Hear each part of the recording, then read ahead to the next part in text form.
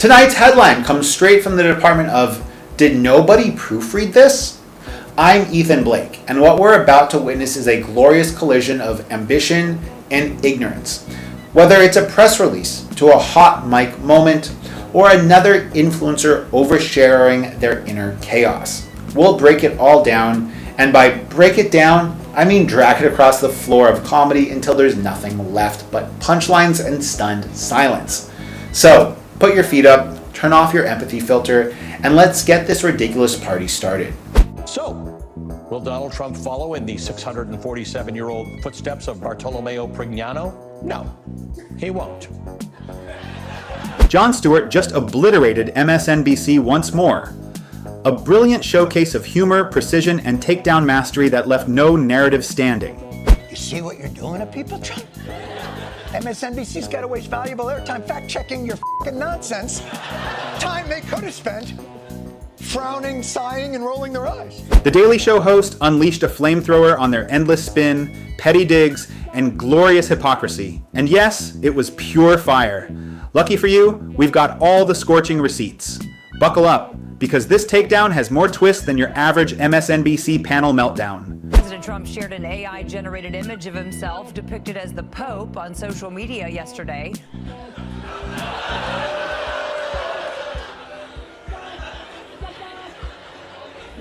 MSNBC is practically losing its mind trying to tie President Trump to some grand, sinister scheme. Their desperation has become so exaggerated, it's honestly starting to resemble a parody. At this rate, they'd accuse him of plotting world domination just for sneezing with too much confidence. The latest example? Just days before Pope Leo XIV was elected, Trump posted a clearly AI-generated image of himself dressed as the Pope, a cheeky tongue-in-cheek joke. But to MSNBC? Oh no, it was DEFCON 1. Their outrage machine kicked into full spin mode, treating the meme like it was the second coming of Watergate. According to them, it wasn't satire, it was a direct threat to democracy, the Vatican, and probably the climate too. The pearl clutching was so dramatic, you'd think Trump had tried to canonize himself on live television. Spoiler, he didn't. But of course, MSNBC has never let facts get in the way of a good moral panic. That's when Jon Stewart stepped in and absolutely roasted them. And yes, it was every bit as hilarious as you'd hope. It's not the most presidential thing, but Trump and the Pope do share the same taste in interior design, so it's not the worst bit. And it's just a troll. It's not hurting anybody. I mean, Trump wasn't going to heaven anyway, so it's not like it's gonna... I'm not gonna get distracted by it. But he can't really be the Pope, can he? Can he be the Pope? Of course Donald Trump can't be the Pope. He's not Catholic, not a priest, and he's definitely not dusting off his Latin textbooks. But that didn't stop MSNBC from spinning a clearly AI-generated meme into what they're treating as a full-blown Vatican conspiracy. According to their latest breathless coverage, Trump's image dressed as the Pope isn't satire. It's supposedly some Machiavellian plot to seize religious power and hypnotize the masses. Yes, seriously. It's the kind of over-the-top narrative that makes you wonder if their newsroom has swapped out journalism for political fan fiction. This relentless effort to cast Trump as a cartoonish supervillain isn't just tired, it's corrosive. It fuels outrage, deepens division, and clings desperately to any narrative that might stick. But Jon Stewart isn't letting them get away with it. He's calling out the ridiculousness with his trademark sharp wit and razor-sharp precision. And when Stewart steps into the ring, even MSNBC's polished veneer of moral superiority can't shield them from the blow. The last time a non-cardinal was Pope was back in 1378, when the Italian Archbishop Bartolomeo Prignano, who had been a monk, was controversially chosen from outside of the College of Cardinals, and he became Pope Urban VI. So, will Donald Trump follow in the 647-year-old footsteps of Bartolomeo Prignano? No, he won't.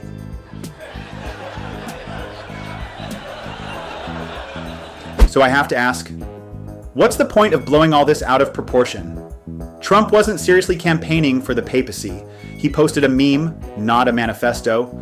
So why would MSNBC dedicate airtime treating it like breaking news? Here's the twist. The hosts knew it was satire. They knew Trump wasn't aiming to replace the Pope. And yet, they still produced a full-length editorial segment dissecting it like it was Exhibit A in a criminal trial. Why? Because outrage sells. Because fake scandals get more clicks than real issues. Because they'd rather obsess over an AI meme than address topics that actually matter. It's not journalism, it's theater. Performative outrage masquerading as concern. This is about keeping eyeballs glued to screens, not informing the public. And Jon Stewart, he wasn't buying it. He torched the entire charade with surgical wit, calling out MSNBC for the exact kind of partisan hypocrisy that's eroded trust in Med. You see what you're doing to people, Trump? MSNBC's got to waste valuable airtime fact-checking your f***ing nonsense. Time they could have spent frowning, sighing, and rolling their eyes. MSNBC's Trump derangement syndrome has become so extreme, it's bordering on terminal. Their obsession with vilifying him is so consuming, they've lost the ability to see just how ridiculous their coverage has become. Whether Trump makes a serious move, cracks a joke, or posts an obviously AI-generated image, it's instantly twisted into evidence of some grand villainous scheme. But the bigger issue? Their obsession with taking Trump down has clearly eclipsed any sincere interest in helping the country move forward. National unity and progress have become secondary to political theater. When Trump is involved, even a positive outcome gets buried under layers of outrage and spin. In MSNBC's world, narrative always trumps nuance, and inconvenient facts are treated like roadblocks to be bulldozed. This isn't journalism, it's political performance art, and it doesn't stop with Trump. MSNBC has a well-documented habit of distorting anything that doesn't fit their script. Case in point, Joe Scarborough's misleading statements about AOC. When outrage becomes the product, the truth becomes optional. AOC may be more progressive than a lot of people. I also understand that she's one of the most articulate, exciting people in the Democratic field. She goes out with Bernie Sanders, and yeah, she just draws so many people. Very good, very effective in hearings. They need somebody young like AOC. And again, it's not about ideology. She can carry the message forward for a Democratic Party that really needs to reach out to younger Americans. Yes, let's have a look at just how articulate and impressive AOC is, prepared to be dazzled by her rare genius. Even as a waitress, if any of you all else have gone like completely mad, like whatever, you know, and like or whatever, like just like it's like this like what people are starting to see, at least in the occupation of Palestine. You use the term the occupation of Palestine. What did you mean by that? I think what I meant is like the settlements that are increasing in some of these areas and places where Palestinians are experiencing difficulty in access to their housing and homes. Do you think you can expand on that? Yeah, I mean, I think I'd also I am not the expert on geopolitics on this issue, you know? Oh dear, that's AOC over the years. She really is the future. Take MSNBC or Joe Scarborough seriously at your own risk. These folks could turn the devil into a misunderstood hero and a saint into a war criminal, all in a single broadcast. They've mastered the art of narrative gymnastics, spinning stories so fast you'd think they were gunning for gold in the Olympic Games of media distortion.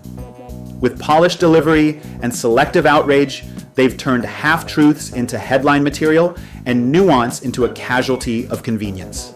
That's exactly why Jon Stewart keeps dragging them into the spotlight. He sees right through the smug self-righteousness, the virtue signaling, and the carefully curated indignation. And unlike much of today's media, he has the backbone and the brains to call it what it is, with sharp wit and no apology.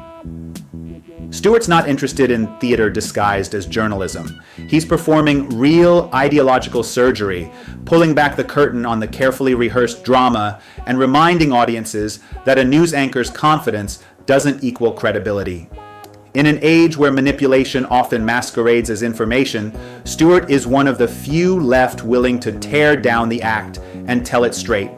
No spin, no script, just truth. Now, Joe Scarborough has form for saying spectacularly stupid things. It's a requirement of all MSNBC anchors to say silly things or just lie to their audience.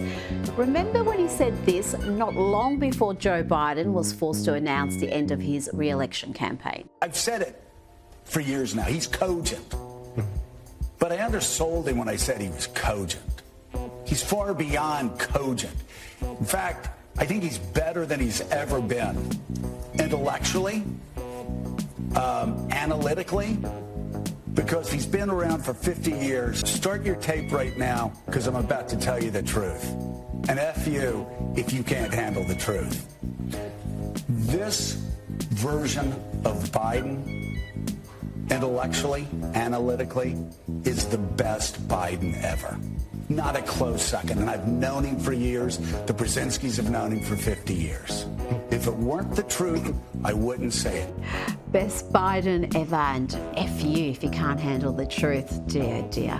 These days, whenever Joe Scarborough tells us to trust him or insists he's just speaking the truth, I instinctively brace myself for a jaw-dropping spin. The man lies so effortlessly, he could sell sand to a Bedouin. Remember when he boldly assured the entire nation that Joe Biden was sharp, energized, and at the top of his game. Fast forward a week. Biden steps aside, and the Democratic Party scrambles to throw its weight behind Kamala Harris. So much for peak performance. Scarborough didn't just get it wrong, he gaslit the nation. And let's be clear, it wasn't a misread. He saw the same cracks everyone else did. He just chose to ignore them. Why? Because inside Joe's MSNBC echo chamber, maintaining the narrative takes priority over telling the truth. Integrity is optional. Spin is the default setting. And the scariest part? They know exactly what they're doing. They're banking on the audience being too distracted, too loyal, or too overwhelmed to notice the sleight of hand happening right in front of them. Now, Joe Scarborough was telling the dim-witted MSNBC audience not long after that Kamala had it in the bag. She was going to beat Trump.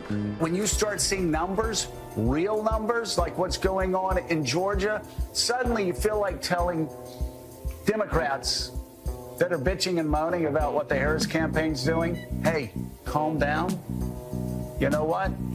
Victory is in sight in less than 3 weeks. If you go out, work hard, and do your job. The opponent is imploding, and Harris is doing better than ever. Victory is in sight. Sadly, it wasn't. It was a landslide loss that was in sight. Did you catch the look on Joe Scarborough's guest's face? Absolutely priceless. It was the expression of someone silently thinking, I can't believe I'm sitting through this. You could see it written all over him. He wasn't buying a single word coming out of Scarborough's mouth. The segment felt less like an interview and more like an uncomfortable hostage situation. The guest clearly understood what the polling data and voter sentiment were screaming. Kamala Harris was headed toward a catastrophic flop at the ballot box. Yet there was Scarborough, smiling through gritted teeth, pushing the same recycled optimism, serving up a narrative wrapped in denial. Deep down, he had to know the truth. No one stares at numbers that grim and keeps a straight face unless they're knowingly selling a delusion. But instead of confronting the hard facts, he chose to spoon-feed his viewers false hope. All because, in his world, perception trumps reality. And what's worse than pretending everything's fine? Getting caught in that lie, live on national television, and having to swallow your pride and apologize when the truth finally breaks through the screen. What do you make of that he's just been a little less visible than I think a lot of people, Trump observers, expected he would be? Yeah, well, reportedly he's been visible at nightclubs, far more than he has been on the 7th floor of the Hoover building. Oh, really? It wasn't long before we got this correction. And now let's circle back to a segment from Friday's show. Frank Figliuzzi was on that morning during this hour discussing the work of administration officials. At the end of that segment, Figliuzzi said that FBI Director Kash Patel has reportedly been more visible at nightclubs than at his office at FBI headquarters. This was a misstatement. We have not verified that claim. But what about all the lies MSNBC has pushed about Trump over the years? When exactly do they plan to apologize for those? Time and again, they've been caught misrepresenting the economy, distorting political narratives, and peddling half-truths on major cultural and social issues. Yet somehow, genuine retractions are almost non-existent. And when they do issue a correction, it's hidden in a midnight tweet or disguised in vague language no one even notices. They've broadcast unverifiable claims, leaned on anonymous sources with no accountability, and wrapped wild speculation in the gloss of breaking news. The most frustrating part? They keep getting away with it. No meaningful consequences, no reflection, no shame. And despite all this, they still have the audacity to present themselves as journalism's moral compass. That's not just dishonest, it's an insult to viewers' intelligence. And for those asking why we would go speak to the president-elect during such fraught times, especially between us, I guess I would ask, why wouldn't we? Because you said he was Hitler. Jon Stewart ended the show with a thunderous mic drop that tore through the double standards of modern political theater. With no sugarcoating, he confronted the media elite, especially those at MSNBC, for their brazen hypocrisy. If you spend every waking hour branding Donald Trump as a fascist, a threat to democracy, or even likening him to Hitler, then you simply don't turn around and grab lunch with him the next day. Stewart's point was crystal clear. You don't get to have it both ways. You either believe Trump is the monster you say he is, or you're using that narrative for personal and political clout. He wasn't just criticizing individuals, he was exposing a systemic addiction to outrage. Stewart pulled back the curtain and showed viewers the rot at the heart of performative resistance. He called out those who thrive on media attention, who love to play the victim of tyranny while cozying up to the very person they vilify. In Stewart's view, the real danger isn't Trump alone. It's the media's willingness to sell fear on one hand and fake civility on the other. The outrage is orchestrated, the headlines hollow, and the applause undeserved. But now, thanks to Stewart, the double standards aren't just exposed, they're center stage. If you found this takedown refreshing, hit that like button and subscribe for more truth without the spin.